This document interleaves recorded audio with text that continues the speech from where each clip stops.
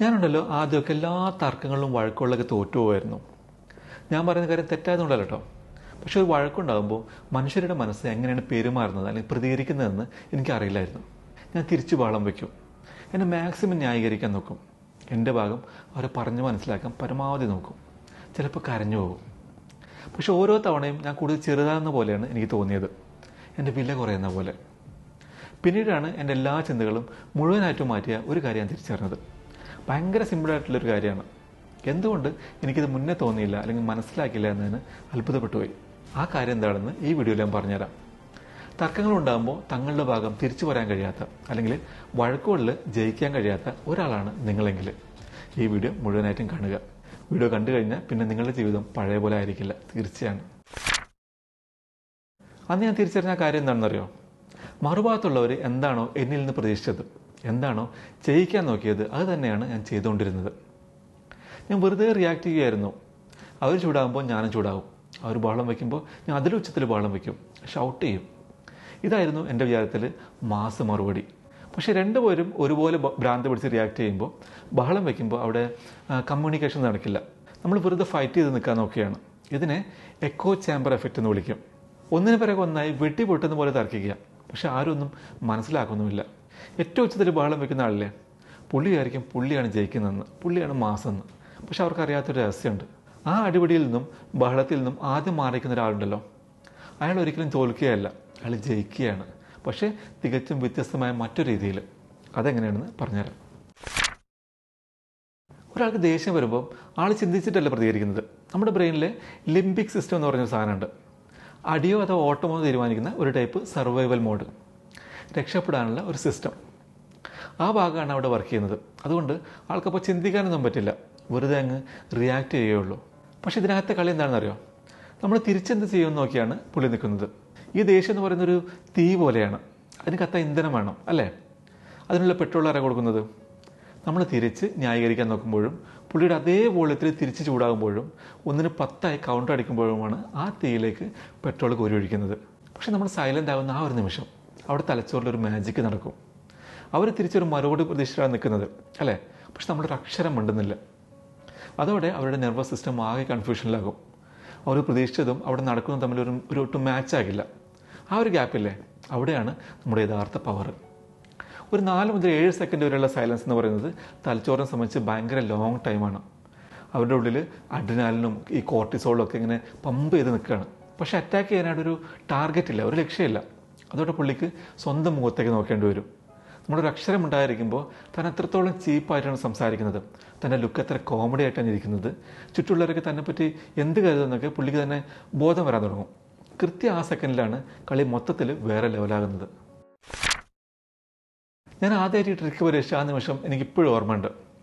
എന്തോ ഒരു പ്രശ്നത്തിന് ഞാൻ ഒരാളുടെ വാക്ക് തർക്കത്തിൽപ്പെട്ട് നിൽക്കുകയാണ്. മറ്റേ ഭാഗത്തുള്ള ആൾ ഭയങ്കരമായിട്ട് ചൂടാകുന്നുണ്ട്.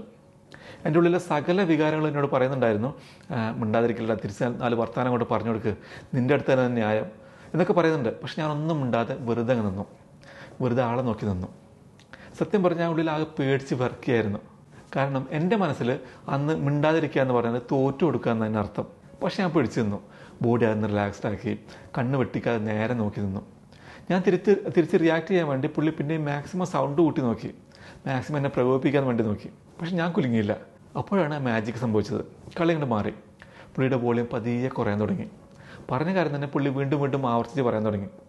താൻ എന്താണ് വിളിച്ച് പറയുന്നതെന്ന് പുള്ളിക്ക് എന്നെ ബോധം വരാൻ തുടങ്ങി. ഒരു മിനിറ്റിനുള്ളിൽ ആ വലിയ വഴക്ക് മാറി ഞങ്ങൾ വളരെ നോർമലായിട്ട് സംസാരിക്കാൻ തുടങ്ങി. അപ്പോഴാണ് എനിക്കൊരു കാര്യം മനസ്സിലായത്. ആ പ്രശ്നം അവിടെ തീർന്നത് ഞാൻ തർക്കത്തെ ജയിച്ചുകൊണ്ടല്ല, ഞാൻ വെറുതെ തർക്കിക്കുന്നത് നിർത്തി കാര്യങ്ങൾ മനസ്സിലാക്കാൻ തുടങ്ങിയതുകൊണ്ടാണ്. വർഷങ്ങളോളം തർക്കിച്ച് ജയിച്ചതിനേക്കാൾ വലിയൊരു മാസ് പവർ എന്താണെന്ന് ആ ഒരൊറ്റ നിമിഷം കൊണ്ട് ഞാൻ പഠിച്ചു. ഈ പറയുന്ന സ്ട്രാറ്റജിക് സൈലൻസ് എന്ന് വെച്ചാൽ വെറുതെ മിണ്ടാതിരിക്കുക മാത്രമല്ല, അതിന് കൃത്യമായ ചില കാര്യങ്ങളുണ്ട്, സ്റ്റെപ്പുകളുണ്ട്.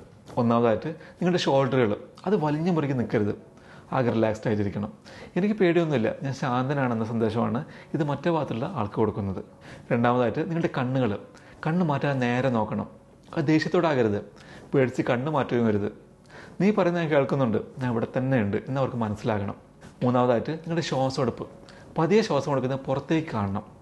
മിക്ക ആളുകളും തർക്കുമ്പോൾ ശ്വാസം അടക്കി പിടിച്ച് നിൽക്കും. പക്ഷെ നിങ്ങൾ ശാന്തമായിട്ട് ശ്വാസം എടുക്കുമ്പോൾ അവരുടെ മനസ്സിനും ഒരു സിഗ്നൽ പോകും, ഈ വ്യക്തി ശാന്തനാണ്, കാര്യങ്ങൾ അദ്ദേഹത്തിൻ്റെ കൺട്രോളിലാണ്. നിങ്ങളുടെ ശാന്തത പതിയെ അവരിലേക്കും പടരും. നാലാമതായിട്ട് നിങ്ങളുടെ മുഖഭാവം. മുഖം ന്യൂട്രലായിരിക്കണം. ദേഷ്യപ്പെടരുത്, ചിരിക്കും ചെയ്യരുത്, പുച്ഛം കാണിക്കുകയും ചെയ്യരുത്. ഇതാണ് ഏറ്റവും പ്രധാനപ്പെട്ട കാര്യം. നിങ്ങളുടെ മുഖത്ത് പുച്ഛം വന്നാൽ ആ നിമിഷം നിങ്ങൾ തോറ്റുപോയി. അപ്പോൾ നിങ്ങളും ഒരു അക്രമകാരിയായിട്ട് മാറും. മിണ്ടാതിരിക്കുന്ന ലക്ഷ്യം മറ്റയാളെ നാണം കെടുത്തലല്ല, ആ തർക്കം അവിടെ അവസാനിപ്പിക്കലാണ്. ഇനി ഇതിൻ്റെ സമയം 4 മുതൽ 7 സെക്കൻഡ് വരെ, അതാണ് കറക്റ്റ് സമയം, അല്ലെങ്കിൽ ടെൻഷൻ ത്രെഷോൾഡ് എന്ന് പറയും. 4, 5, 6, 7 ഇതിലും കുറഞ്ഞാൽ അവർ ശ്രദ്ധിക്കില്ല. ഇതിലും കൂടിയാൽ സംഭവം കൂടുതൽ ശത്രുതയ്ക്ക് കാരണമാകും. ആ സെക്കൻഡുകളിൽ ഈ നിശബ്ദതയെ നേരിടാൻ അവർ നിർബന്ധിതരാകും. താൻ തന്നെയാണ് ബഹളം വയ്ക്കുന്നതെന്ന് അവർക്ക് മനസ്സിലാകും. തങ്ങളുടെ അലർച്ചയ്ക്ക് മുന്നിൽ നിങ്ങൾ കട്ട കൂടായി നിൽക്കുന്നത് കാണുമ്പോൾ അവരാകെ കൺഫ്യൂഷനിലാകും. കൃത്യം ആ സമയത്താണ് അവരുടെ ചിന്തകൾ മാറാൻ തുടങ്ങുന്നത്. അതിനുശേഷം അവരുടെ ഭാഗത്ത് നിന്ന് 3 രീതിയിലുള്ള പ്രതികരണങ്ങൾ വരാം. ഒന്നാമത്തേത്, അവർ വീണ്ടും വോളിയം കൂട്ടി ബഹളം വയ്ക്കും. നമ്മളെപ്പോഴാണ് തിരിച്ചു കൂടാവുന്നത് നോക്കി മാക്സിമം നിങ്ങൾ ദേഷ്യം പിടിപ്പിക്കാൻ നോക്കും. പക്ഷെ നമ്മൾ കുലുങ്ങില്ല. അവരുടെ ബഹളവും നമ്മുടെ ഈ ശാന്തത തമ്മിലുള്ള വ്യത്യാസം കൂടുമ്പോൾ അവരാകെ പതറിപ്പോകും. കാരണം നമ്മളും തിരിച്ച് ചൂടാകാൻ മാത്രമേ അവരുടെ കളി നടക്കൂ. രണ്ടാമത്തെ വഴി, അവർ തന്നെ സംസാരിച്ചുകൊണ്ടേയിരിക്കും. ആ നിശബ്ദത മാറ്റാൻ വേണ്ടി ന്യായീകരണങ്ങളും വിശദീകരണങ്ങളും തന്നെ വിളിച്ചു പറയും. ചിലപ്പോൾ പറഞ്ഞ കാര്യം തന്നെ വീണ്ടും വീണ്ടും റിപ്പീറ്റ് ചെയ്ത് പറയും. അതായത് അവരുടെ മനസ്സിൻ്റെ നിയന്ത്രണം നഷ്ടമായി കഴിഞ്ഞു. നമ്മളൊന്നും മിണ്ടാതെ തന്നെ അവർ സ്വന്തം തെറ്റിനെ കുറിച്ച് ചിന്തിച്ചു തുടങ്ങും. അതൊരു നല്ല കാര്യമാണ്. മൂന്നാമത്തെ വഴി എന്ന് പറയുന്നത്, അവരങ്ങ് സൈലൻ്റ് ആകും. രണ്ടുപേരും ആ ശാന്തതയിലേക്ക് എത്തുമ്പോൾ അവിടെ കാര്യങ്ങൾ സംസാരിച്ച് തീർക്കാനുള്ള വഴി തെളിയും. അതോടെ ആ പ്രശ്നം അവിടെ പരിഹരിക്കപ്പെടും. വെറുതെ അസ്വസ്ഥത ഉണ്ടാക്കുന്ന ഒരു നിശബ്ദതയും ഈ രീതിയും തമ്മിൽ വലിയ വ്യത്യാസമുണ്ട്. ഇവിടെ നമ്മൾ അടുത്ത സ്റ്റെപ്പിലേക്ക് മാറുകയാണ്. ആ 4 മുതൽ 7 സെക്കൻഡിന് ശേഷം നിങ്ങൾ അവരോട് ആത്മാർത്ഥമായിട്ട് ഒരു ചോദ്യം ചോദിക്കണം. അതവരെ കളിയാക്കാനോ കുറ്റപ്പെടുത്താനാകരുത്. അവർക്ക് ഇരുന്ന് ചിന്തിക്കേണ്ടി വരുന്ന ഒരു ചോദ്യമായിരിക്കണം അത്. ഇപ്പോൾ ഉദാഹരണത്തിന്, നീ എന്ത് പ്രാന്താണ് ഈ കാണിക്കുന്നതെന്ന് ചോദിക്കുന്നതിന് പകരം ഇങ്ങനെ ചോദിച്ചു നോക്കൂ, ശരിക്കും നിന്നെ വിഷമിപ്പിച്ച കാര്യം എന്താണെന്ന് എനിക്കൊന്ന് പറഞ്ഞു തരുമോ, എന്നെ ഒന്ന് മനസ്സിലാക്കി തരുമോ? ആ വ്യത്യാസം ശ്രദ്ധിച്ചോ? ആദ്യത്തെ ചോദ്യം അവർ തള്ളി പറയുന്നതാണ്. എന്നാൽ രണ്ടാമത്തേത് അവരെ ആത്മാർത്ഥമായിട്ട് കേൾക്കാൻ താല്പര്യപ്പെടുന്നതാണ്. നിങ്ങളുടെ ശബ്ദം അവരുടെ ശബ്ദത്തേക്കാൾ താഴ്ന്നതായിരിക്കണം. ആ വഴക്കിൻ്റെ സ്പീഡിനേക്കാൾ പതിയായിരിക്കണം. ഉള്ളിൽ ശരിക്കും അറിയാനുള്ള താല്പര്യം ഉണ്ടായിരിക്കണം. നിങ്ങൾ കാര്യങ്ങളെ വികാരങ്ങളിൽ നിന്ന് യുക്തിയിലേക്ക് മാറ്റുകയാണ്. വെറുതെ ദേഷ്യപ്പെടുന്ന അവസ്ഥയിൽ നിന്ന് അവരെ ചിന്തിപ്പിക്കുന്ന അവസ്ഥയിലേക്ക് മാറ്റുന്നു. അവർ ദേഷ്യം മറന്ന് ചിന്തിക്കാൻ തുടങ്ങുന്ന ആ ഒരു നിമിഷം നിങ്ങൾ വലിയൊരു കാര്യം നേടിയെടുത്തു കഴിഞ്ഞു. അത് ആ തർക്കത്തിലെ വിജയമല്ല, ആ പ്രശ്നം ശാശ്വതമായി പരിഹരിക്കാനുള്ള വലിയൊരു അവസരമാണ്. നിങ്ങൾക്ക് ഇങ്ങനെ പറയാം, ഈ കാര്യം നിങ്ങൾക്ക് അത്ര ഇമ്പോർട്ടൻ്റ് ആയതാണെന്ന് എനിക്ക് മനസ്സിലായി. എന്തുകൊണ്ടാണെന്ന് എന്നോടൊന്ന് പറയാമോ? എനിക്ക് മനസ്സിലാകുന്നുണ്ടെങ്കിൽ അത് ഒന്ന് അറിയുന്നത് നല്ലതല്ലേ?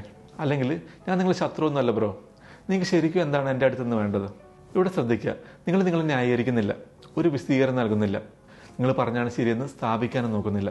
പകരം കാര്യങ്ങൾ വ്യക്തമായി സംസാരിക്കാൻ നിങ്ങളവരെ ക്ഷണിക്കുകയാണ്.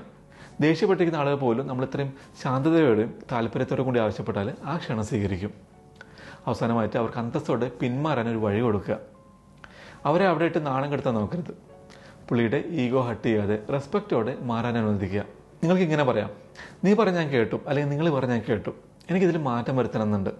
നിങ്ങൾക്ക് ശരിക്കും എന്താണ് വേണ്ടതെന്ന് നമുക്കൊന്ന് സംസാരിച്ചാലോ? അത് നിങ്ങളുടെ ബലഹീനതയല്ല, മറിച്ച് നിങ്ങളുടെ ബുദ്ധിയാണ്. ഇതാണ് ലോങ് ടേമിൽ നിങ്ങളുടെ ബഹുമാനവും വിശ്വാസവും വേറെ ലെവലിൽ എത്തിക്കുന്നത്. അന്നുണ്ടായ ബഹളത്തിനിടയിൽ മിണ്ടാതിരുന്നപ്പോൾ എനിക്ക് വളരെ പ്രധാനപ്പെട്ട ഒരു കാര്യം മനസ്സിലായി. നമ്മുടെ മനസ്സിൻ്റെ സമാധാനത്തിന് മറ്റേയാളുടെ സമ്മതം ആവശ്യമില്ല. നമ്മൾ ഭൂരിഭാഗം പേരും വിചാരിക്കുന്നത് നമ്മൾ ആ തർക്കത്തിൽ ജയിക്കണം എന്നാണ്. അവർ തെറ്റുകാരാണെന്ന് അവരെല്ലാം സമ്മതിക്കണം, അല്ലേ? നമ്മൾ പറഞ്ഞാൽ ശരിയെന്ന് മറ്റുള്ളവർ അംഗീകരിക്കണം. പക്ഷെ എൻ്റെ മനസ്സിൻ്റെ സമാധാനം മറ്റൊരാളുടെ പ്രതികരണത്തെ ആശ്രയിച്ചല്ല ഇരിക്കുന്നതെന്ന് തിരിച്ചറിഞ്ഞ ആ നിമിഷം എൻ്റെ ചിന്തകൾ എല്ലാം മാറി മറിഞ്ഞു. ഞാൻ പറഞ്ഞു തന്നെയാണ് ശരിയെന്ന് സ്ഥാപിക്കാനുള്ള ആ വാശി ഞാനൊന്ന് നിർത്തി. അവരെ കൊണ്ട് തിരിച്ചൊന്നും പറയിപ്പിക്കാൻ വേണ്ടി ഞാൻ വഴക്കൂടുന്നത് അവസാനിപ്പിച്ചു. മറ്റുള്ളവരുടെ അംഗീകാരത്തിന് വേണ്ടിയുള്ള ആ കളി ഞാൻ നിർത്തി. പക്ഷെ ഇതിലൊരു രസകരമായ കാര്യം എന്താണെന്ന് വെച്ചാൽ, അതിനുശേഷമാണ് ആളുകൾ എന്നെ കൂടുതൽ കേൾക്കാൻ തുടങ്ങിയത്, ബഹുമാനിക്കാൻ തുടങ്ങിയത്. കാരണം ആത്മവിശ്വാസം എന്ന് പറയുന്നത് നമ്മുടെ ശബ്ദത്തിൻ്റെ വലുപ്പത്തിലല്ല, നമ്മുടെ സാന്നിധ്യത്തിലാണ്, പ്രസൻസിലാണ്. അധികാരം എന്ന് പറയുന്നത് മറ്റുള്ളവരെ അടക്കി ഭരിക്കലല്ല. നമുക്ക് ചുറ്റും എല്ലാ കാര്യങ്ങളും തകിടം മറിഞ്ഞ് കിടക്കുമ്പോഴും നമ്മൾ എത്രത്തോളം ശാന്തനായിരിക്കുന്നു എന്നതിലാണ്. യഥാർത്ഥ ശക്തി എന്ന് പറയുന്നത് മറ്റുള്ളവരെ കൊണ്ട് നമ്മൾ വിചാരിച്ച കാര്യം ബലമായി ചെയ്യിക്കലല്ല. നമ്മൾ എത്രത്തോളം ശാന്തനാണെന്ന് കണ്ട് അവർക്ക് നമ്മളോടൊപ്പം ഇരുന്ന് ആ പ്രശ്നം പരിഹരിക്കാൻ തോന്നുന്നതിലാണ്. ഇത് ജീവിതത്തിൽ എല്ലായിടത്തും പ്രയോഗിക്കാം. നിങ്ങളുടെ പങ്കാളിയോട്, കൂട്ടുകാരോട്, മക്കളോട്, ബോസിനോട്, കസ്റ്റമറോട്, എന്തിന് നിങ്ങളോട് തന്നെ. നമ്മളെ ദേഷ്യം പിടിപ്പിക്കുന്ന കാര്യങ്ങൾ മുന്നിൽ വരുമ്പോഴും അതിനോടൊന്നും റിയാക്ട് ചെയ്യാതെ ശാന്തമായിരിക്കാൻ സാധിക്കുന്നത്, അതാണ് ഏറ്റവും വലിയ കഴിവ്. അതാണ് യഥാർത്ഥ സ്വാതന്ത്ര്യം. അടുത്ത തവണ നിങ്ങൾ തർക്കത്തിൽപ്പെടുമ്പോൾ ഈ രീതി ഒന്ന് പരീക്ഷിച്ച് നോക്കുക. അവർ കൂടുതൽ ദേഷ്യപ്പെടുമ്പോൾ, അവർ ബഹളം വയ്ക്കുമ്പോൾ നിങ്ങൾ തികച്ചും നിശബ്ദനാകുക. അത് ദേഷ്യത്തോടെയോ പുച്ഛത്തോടെയോ ആകരുത്, മറിച്ച് വളരെ ശാന്തമായിട്ടായിരിക്കണം. വഴക്കുകളുടെയും ബഹളങ്ങളുടെയും ഇടയിൽ സ്വന്തം നിശബ്ദത കാത്തു സൂക്ഷിക്കാൻ പഠിച്ചൊരു വ്യക്തി ജീവിതത്തിൽ ഒരിക്കലും തോറ്റുപോയില്ല. പകരം ഏതൊരു വലിയ പ്രശ്നവും സംസാരിച്ച് തീർക്കാൻ മറ്റുള്ളവർ ആദ്യം സമീപിക്കുന്ന ഒരു വ്യക്തിയായി നിങ്ങൾ മാറും. അതാണ് യഥാർത്ഥ ശക്തി. വീഡിയോ ഇഷ്ടപ്പെട്ടെങ്കിൽ യെസ് എന്ന് താഴെ കമൻറ്റ് ചെയ്യുക. വീഡിയോ മറ്റുള്ളവരിലേക്കും കൂടി എത്താൻ മറക്കാതെ ലൈക്ക് ചെയ്യുക. ഈ വീഡിയോ കേൾക്കണമെന്ന് നിങ്ങൾ ആഗ്രഹിക്കുന്ന ഒരു വ്യക്തിയുമായി വീഡിയോ ഷെയർ ചെയ്യുക. ചാനൽ ഇതുവരെ സബ്സ്ക്രൈബ് ചെയ്തിട്ടില്ലെങ്കിൽ ചെയ്യുക. അപ്പോൾ അടുത്ത വീഡിയോയിൽ കാണാം. Thanks for watching.